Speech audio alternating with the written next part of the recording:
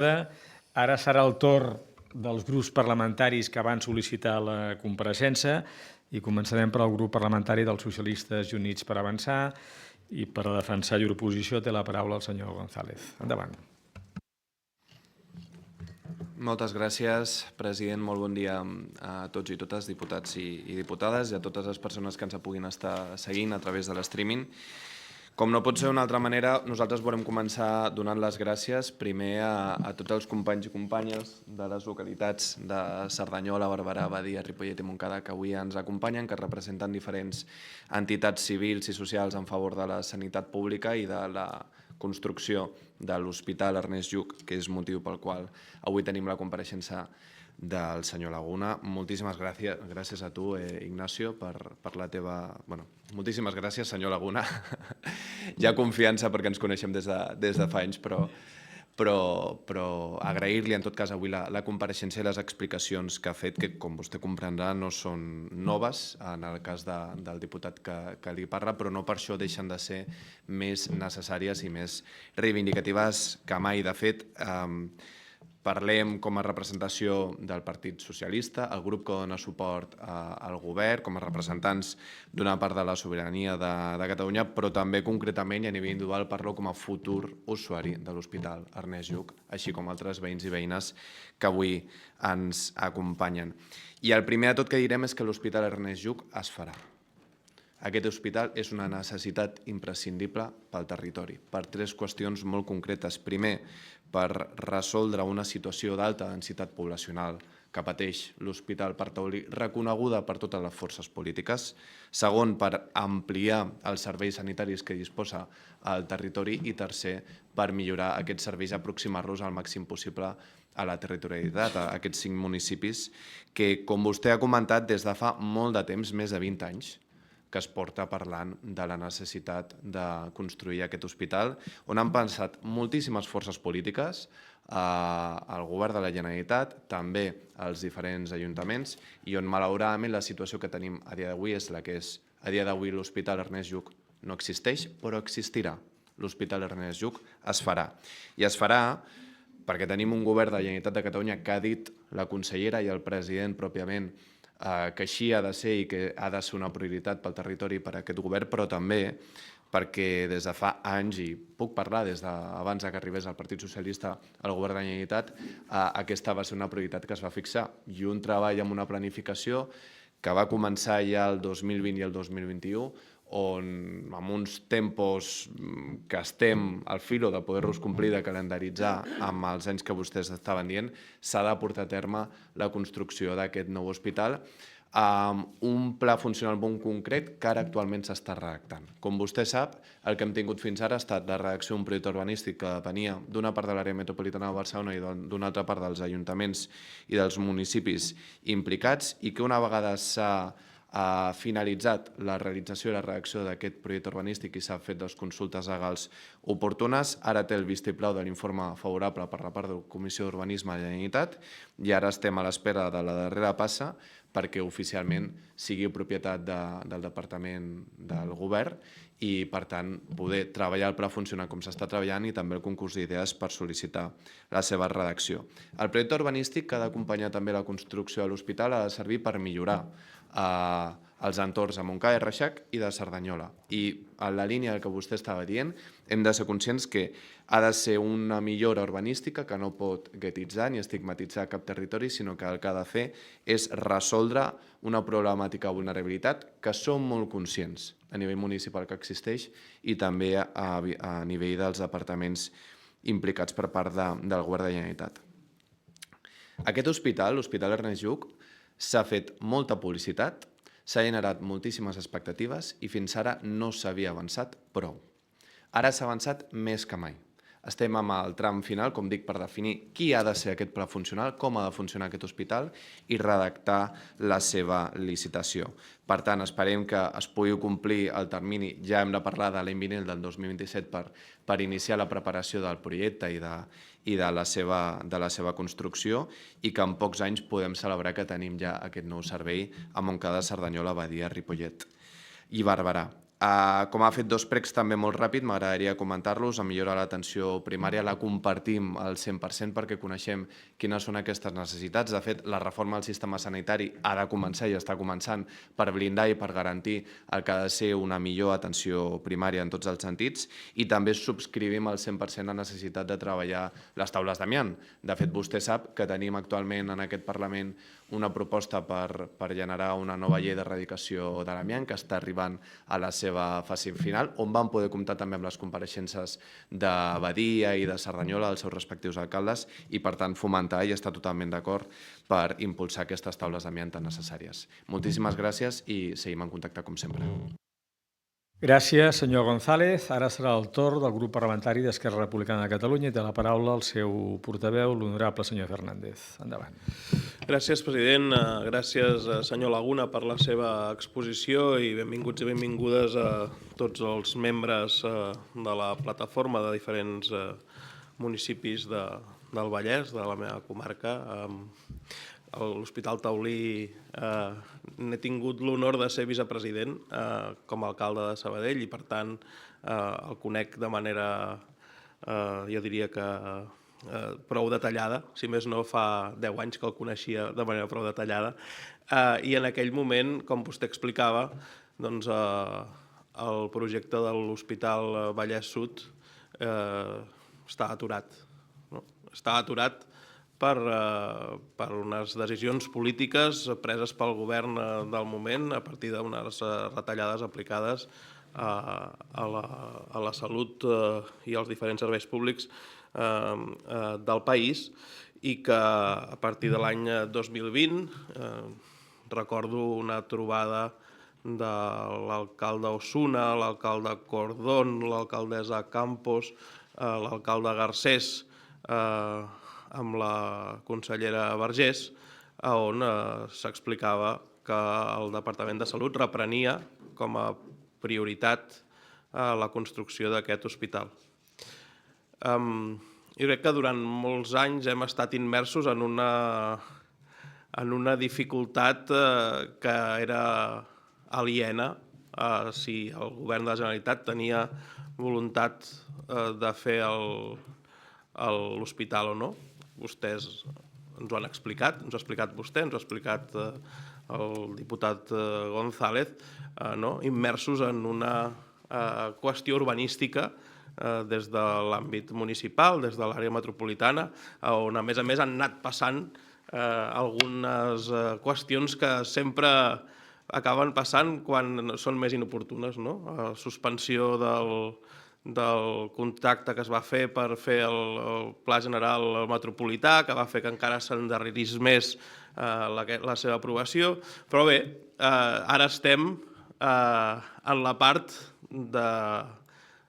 que hi ha voluntat, i hi ha voluntat també i de forma evident, perquè, com deia el diputat González, de l'any 20 a l'any 21, els que teníem responsabilitat vam iniciar-ho, i també perquè en aquest acord d'investidura amb el Partit dels Socialistes existeix com a punt la planificació i construcció del nou Hospital Vallès Sud en l'acord que tenim Esquerra Republicana i el Partit dels Socialistes de Catalunya. Per tant, nosaltres seguirem treballant perquè hi sigui aquest hospital. A mi m'agradaria fer-li alguna pregunta. Vostè ha parlat de la provisió, de com havia de ser la provisió d'aquest hospital. Vostès creuen que és una bona idea, o que podria ser una bona idea, que sigui l'Hospital Parc Taulí qui gestioni aquest hospital i aquesta residència a través de, com a Sabadell hi ha Sabadell Gent Gran, que gestiona aquesta residència i que és capital 100% Parc Taulí. Li recordo que el Parc Taulí és Generalitat de Catalunya, Ajuntament de Sabadell i Universitat Autònoma de Barcelona. Per tant, tots agents públics. Per tant, creu que pot ser bo perquè hi hagi una bona coordinació entre l'hospital de referència d'una part de la població i el nou hospital que es construeix al Vallès Sud. Compartim també la preocupació per la situació de la primària, és evident, perquè a més és la porta d'entrada al sistema i quan aquesta no funciona doncs se'ns satura l'entrada per urgències tant cap a la primària com cap a les especialitats i per tant és un lloc on hem de tenir el focus.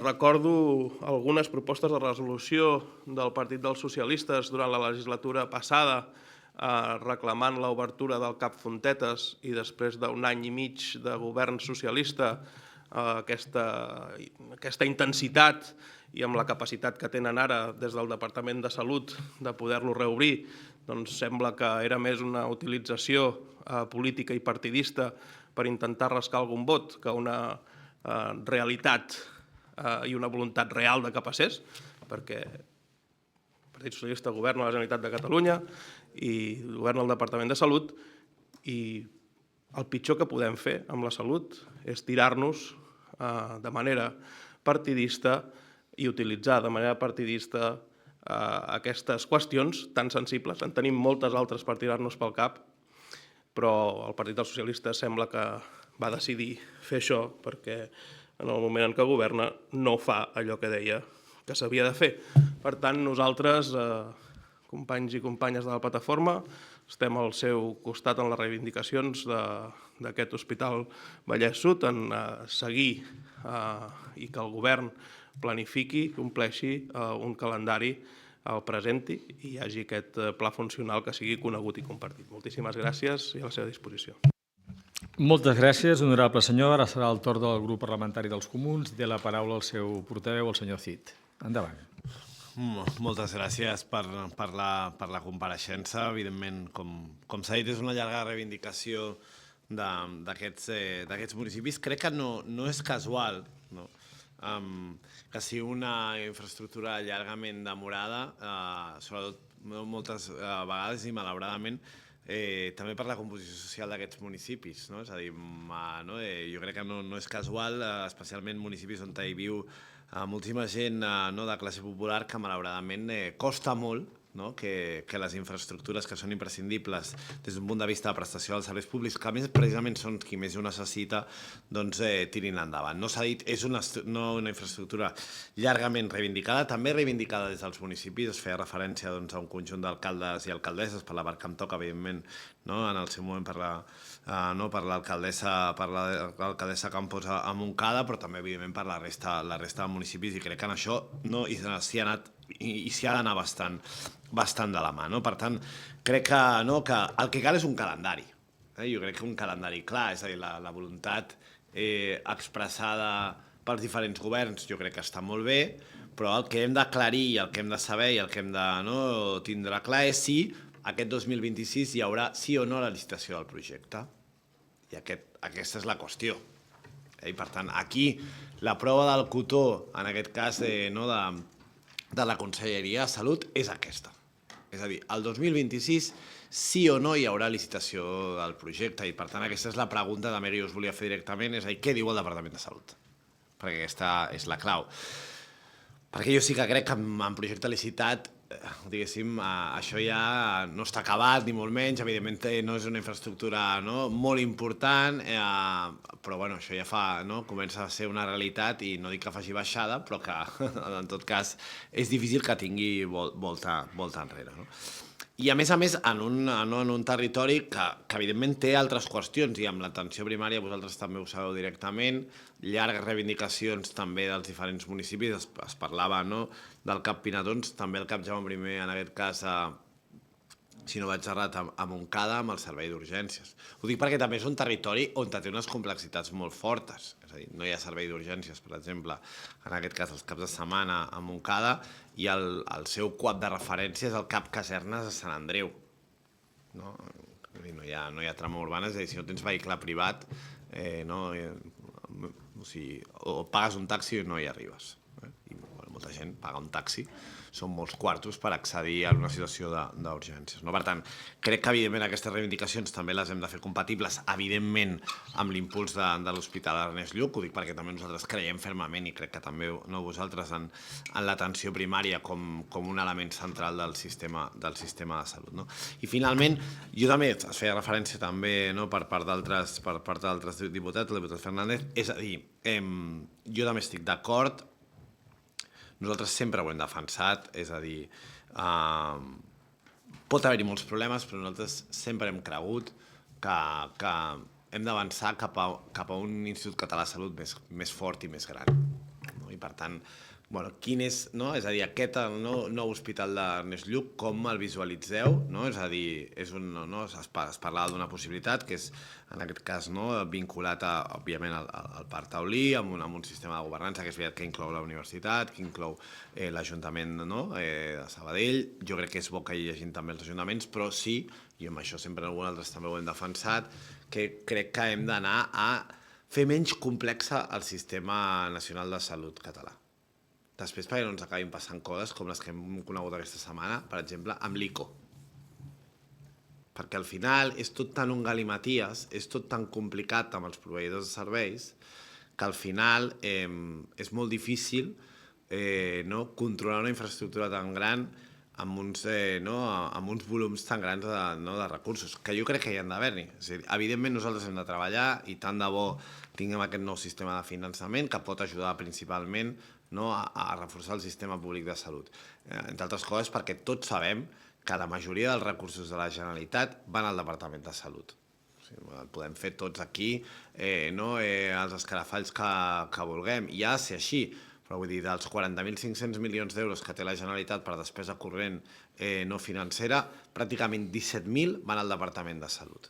Per tant, jo crec que també en algun moment ens hem de començar a plantejar ostres, si realment aquest sistema que hem construït ens permet una governança dels recursos, jo crec que no. Per tant, crec, nosaltres sempre ho hem defensat, hi ha molts problemes, però creiem molt més en el model de l'Institut Català de Salut que no en un sistema de multiplicitat de proveïdors de serveis. I per tant, també saber com vosaltres creieu que aquest nou hospital s'ha d'inserir en aquest sistema nacional de salut.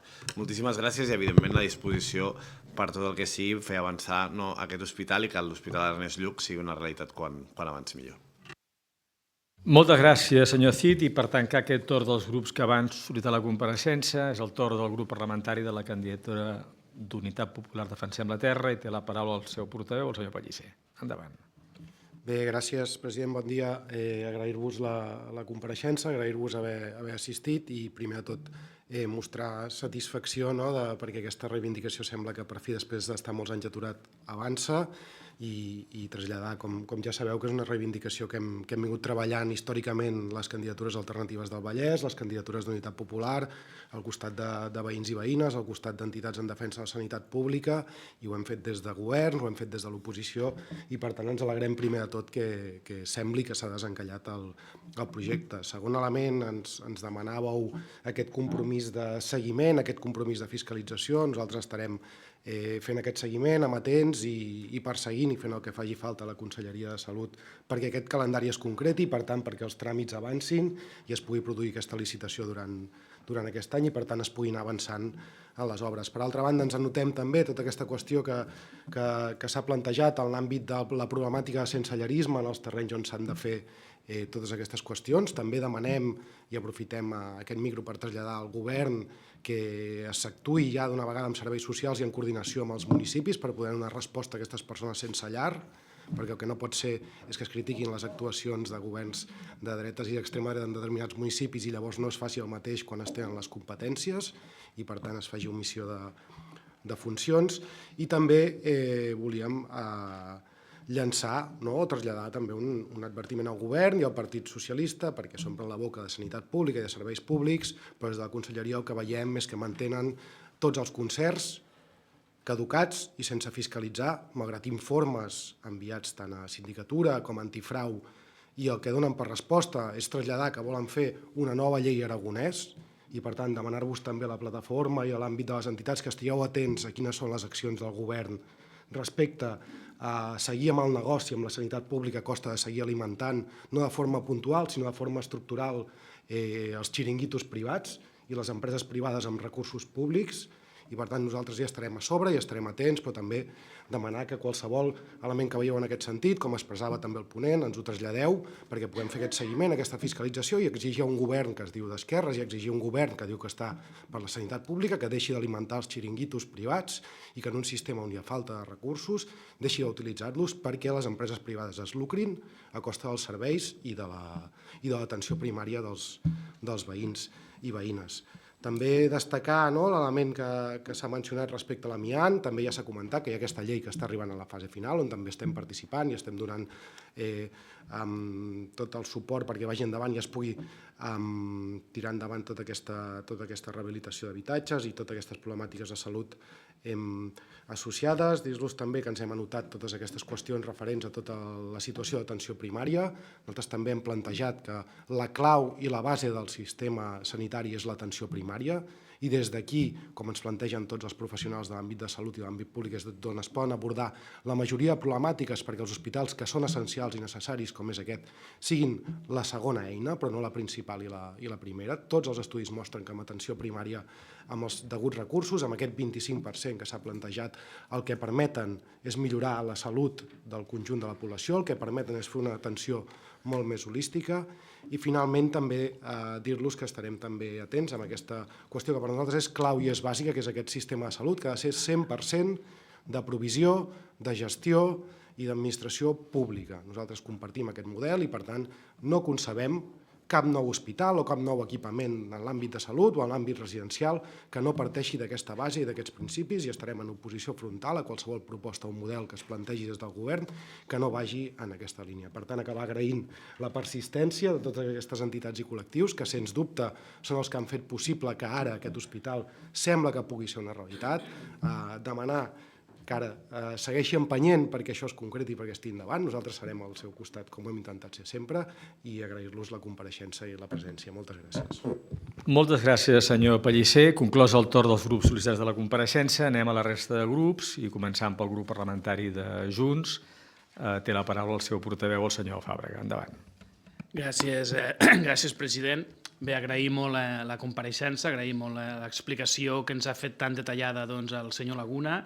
Em sumo a les paraules del president de donar la benvinguda a tots els membres de les associacions i als regidors.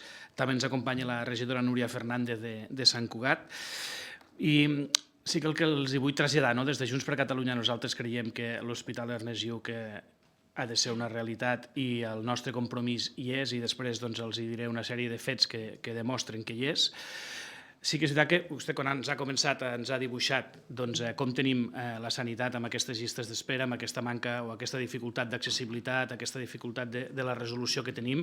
Ho esteu explicant molt bé des del punt de vista de l'usuari, que tots en som usuaris, però jo crec que no està de més explicar una mica com veiem nosaltres el per què s'ha arribat a aquesta situació. Tenim un sistema sanitari que està previst o que està dissenyat per atendre 6 milions de persones, amb els recursos per a 6 milions de persones, i se n'han d'atendre 8 i pujant, amb els mateixos diners, amb els mateixos equipaments, amb les mateixes infraestructures, i amb els mateixos professionals o no, amb menys professionals perquè tenim aquest dèficit de professionals. I tot això assumit amb aquest repte que tenim de com tractar aquest major envelliment i això ens dona aquesta paradoxa que es pot fer quan tens un infart, tens una atenció molt bona a través del codi infart i probablement en 24 hores estàs en un estem posat i estàs a domicili, però en canvi demanem hora pel metge d'atenció primària i a aquesta hora ens donen al cap de 10 dies. I jo crec que això,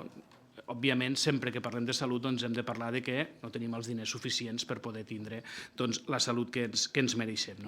Dit això, nosaltres som plenament conscients, Junts per Catalunya, que l'Hospital Ernest Lluch és un centre cabdal i que s'ha de treballar perquè sigui una realitat. Aquests 180.000 habitants que vostè comentava, de Cerdanyola, de Montcada, de Ripollet, de Badia i de Barberà, ho necessiten. Però sí que és veritat que jo volia fer incís en una sèrie de fets.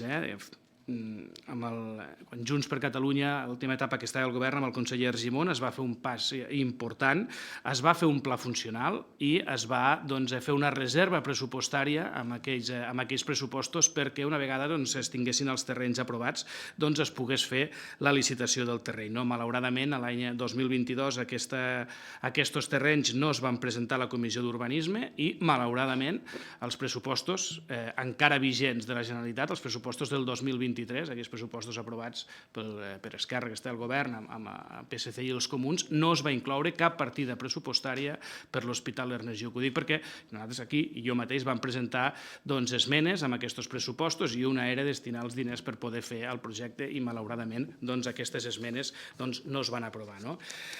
Junts per Catalunya, a l'abril del 23, es va fer precisament un acte públic per reivindicar la necessitat de l'Hospital Ernest Lluch i justament el vam fer amb els companys de Junts per Montcada, Junts per Ripollès, Junts per Cerdanyola, gent de Badia i gent de Junts per Barberà. I també hi hem insistit aquesta legislatura. És a dir, ho hem tornat a portar al ple del Parlament i al ple del Parlament al maig, a la moció de polítiques de salut de Junts per Catalunya, va aprovar, i cito textualment, presentar durant l'any 2025 els projectes funcionals del nou centre d'alta resolució de Rubí i del nou hospital de proximitat Ernest Lluch al Vallès Occidental, destinant la partida econòmica adient per tal de poder fer la licitació dels projectes executius a principis del 26 i posteriorment licitar les obres perquè els centres estiguin en funcionament l'any 2028. Això està aprovat amb el vot favorable de tots els grups de la cambra, excepte l'abstenció del PSC. Per tant, el 2027 començar les obres, que justament és el que vostè ens ha dit. Això ja està aprovat pel ple del Parlament i jo crec que seria important que la conselleria i el govern vetllés i respectés una mica el que aprova aquest Parlament. Nosaltres en farem el seguiment. Nosaltres hem fet una pregunta escrita oral en comissió, que la vam registrar al juliol justament per preguntar com estaven aquests plans funcionals. Malauradament encara no l'hem pogut registrar, no l'hem pogut rebre la resposta, però sí que és veritat que ens preocupa que en aquesta reunió que hi va haver a Montcada i Reixac de la consellera amb el consistori, els terminis s'allargaven fins al 2032, perquè és així. Exactament els mateixos terminis que s'allargaven fins al 2032 a la reunió que va tindre la consellera ahir amb l'Ajuntament de Sant Cugat parlant del centre d'alta resolució de Rubí. Per tant, nosaltres agafem el guant, continuarem treballant des de Junts per Catalunya perquè això sigui una realitat, vetllarem, això que vostè ens ha demanat, que nosaltres vetllem, vetllarem perquè això es faci, amb el control de compliment corresponent d'aquesta resolució que ja està aprovada i, òbviament, també amb tots els temes d'atenció primària que vostè ens ha posat damunt de la taula. Per cert, gestionada per l'ICS, és a dir, que qui no ha complert, acabo, president, justament és l'ICS i, per tant, també hem d'apretar justament a l'ICS, que és el govern, perquè això vagi bé. De totes, acabo, com no pot ser d'una altra manera, agraint la compareixença. Moltes gràcies, senyor Fàbrega. Ara serà el torn del grup parlamentari del Partit Popular de Catalunya i té la paraula la seva diputada, la senyora Pajares. Endavant. Moltes gràcies, senyor president. Agrair en nom del meu grup parlamentari, el grup popular, la compareixença de la Comissió d'Entitats per la Sanitat Pública de Cerdanyola del Vallès, el senyor Laguna com a portaveu, ens ha fet les explicacions, però també a la resta de membres de la comissió que avui ens acompanyen. Vostès compareixen en aquesta comissió per reclamar un equipament del tot necessari al tan esperat Hospital Ernest Lluch a Montcada i Reixac. Jo recordava, fent un exercici de memòria històrica, perquè quan es va presentar aquest projecte, jo era diputada en aquell moment del Parlament de Catalunya, i feia un exercici de la memòria per revisar la realitat de la seva reclamació. I miri, ho faré donant lectura de l'acord d'una proposta de resolució que el Partit Popular va presentar, que aviat farà ja 22 anys. Repeteixo, 22. Aquella proposta deia, 1, impulsar i aprovar en el termini màxim de 4 mesos el corresponent projecte per a la construcció d'un nou centre hospitalari a la comarca del Vallès Occidental amb l'objectiu d'adequar la prestació dels serveis sanitaris de la comarca a la demanda existent i millorar la qualitat dels equipaments sanitaris de la zona. I un segon punt que deia iniciar de forma immediata, un cop aprovat el corresponent projecte, la construcció del nou centre hospitalari de la comarca del Vallès Occidental. Això va ser aprovat per unanimitat l'11 de febrer del 2004 en aquest Parlament. O sigui, estem parlant ja de més de 20 anys que va néixer, permeti'm l'expressió, la criatura. En aquell moment, el Partit Popular, i en concret la diputada moncadensa Eva García, ja vam demanar aquest hospital per una població de més de 180.000 habitants, que al llarg d'aquests anys han anat augmentant considerablement a nivell poblacional, però també a nivell de necessitats assistencials. Vostè, senyor Laguna, ho explicava molt bé, no? Aquestes necessitats, per suposat, inclouen l'atenció primària com a porta d'entrada de la sanitat. Miri, què hem vist tots aquests anys? Doncs, malauradament, l'únic que hem vist són mentides i més mentides dels diferents governs de la Generalitat de Catalunya. Primeres pedres, segones pedres, projectes, informes dels projectes, la presentació del pla funcional, vostè ho deia, l'any 2008 per part de la consellera Marina Geli, però a part de la publicitat, molta publicitat, com deia el portaveu socialista, res de res. Jo penso que té molt sentit que entitats com la seva reclamin, persegueixin i exigeixin el que hauria de ser a hores d'ara una realitat. Miri, jo, més que preguntes directes a vostès, ens sumem a la majoria de consideracions que han posat sobre la taula. Dic la majoria perquè en el punt de la gestió no compartim que tot tingui que ser públic, defensem la col·laboració público-privada. Aquest model de col·laboració pública-privada ens ha permès tenir una xarxa d'hospitals comarcals de proximitat i de poder exprimir tots els dispositius que teníem a Catalunya. També estic d'acord que una cosa és el model i l'altra la gestió del model. En tot cas, segur que tindrem ocasió de parlar-hi perquè tampoc és l'objecte d'aquesta intervenció.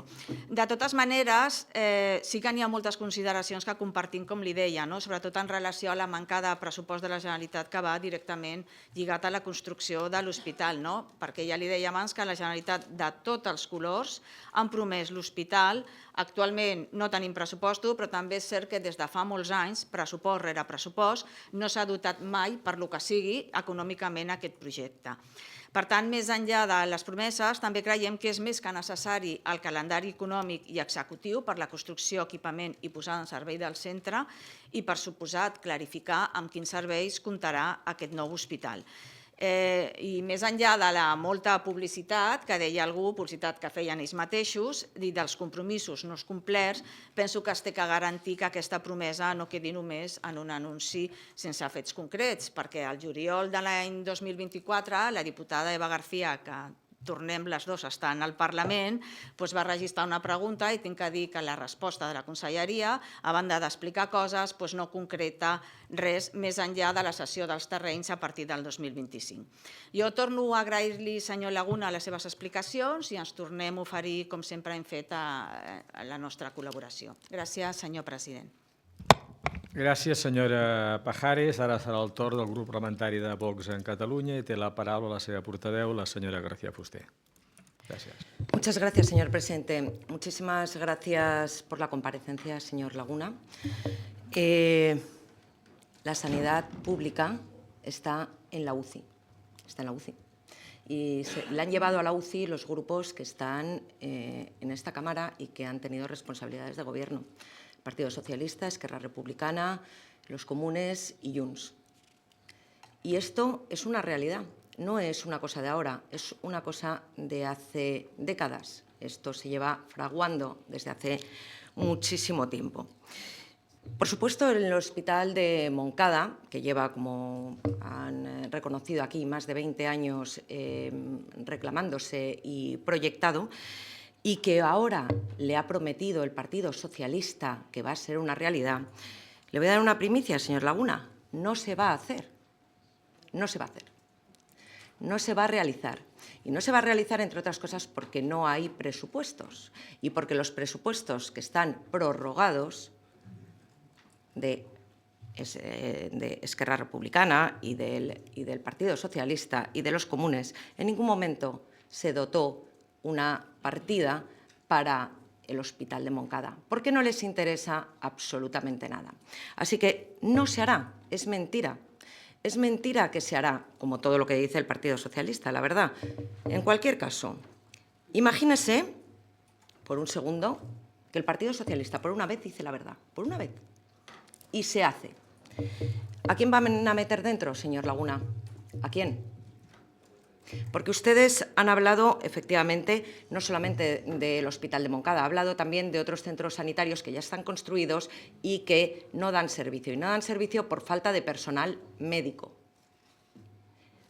No hay médicos en toda España, pero resulta que en Cataluña la situación es todavía peor, porque los médicos que vienen de fuera de Cataluña a trabajar aquí son instigados por las organizaciones sectarias controladas por el Govern, como Plataforma por la Llengua, por no hablar catalán, de forma que se largan. Es una tierra hostil para el personal sanitario. Esto por una parte. Y por la otra, hoy que estamos aquí todos sentados, no sé si saben que vivimos la segunda jornada de huelga de los médicos españoles, de toda España, pero concretamente también de los catalanes, que llegaron ayer aquí al Parlamento de Cataluña. Y están de huelga porque son maltratados reiteradamente por la clase política y por las administraciones públicas. Lo único que reclaman es unas condiciones laborales para poder dar la calidad asistencial a los pacientes, la calidad asistencial que se merecen. Y lo cierto es que todos los partidos que están aquí, excepto Vox, se lo han negado. Se lo han negado. Así que dígame, señor Laguna, ¿a quién va a meter usted o a quién va a meter el Govern en el Hospital de Montcada? A nadie, porque nadie quiere trabajar en Cataluña a nivel sanitario. Y sé muy bien de lo que hablo. Es un mal sitio. Es un mal sitio para cualquier profesional sanitario. Así que tenemos varios problemas y varios retos. Y lo cierto es que no parece que haya ningún tipo de voluntad política por parte de los socialistas para arreglarlo. Ninguno. Y si no, hable usted, si quiere, con los profesionales sanitarios, a ver lo que les ha dicho la consejera cuando se ha reunido con ellos. Ya se lo digo yo, que ella no tenía competencias, que era incompetente. Le ha dicho tal cual, esto. Y lo dijeron ayer en rueda de prensa. Así que tenemos varios problemas. Yo, por supuesto, desde Vox quedamos a su disposición para lo que necesite, porque consideramos que sí que es necesario este hospital de Montcada. Yo me formé en el Taulí, sé perfectamente el colapso que tiene ese hospital. Lo he sufrido durante 6 años.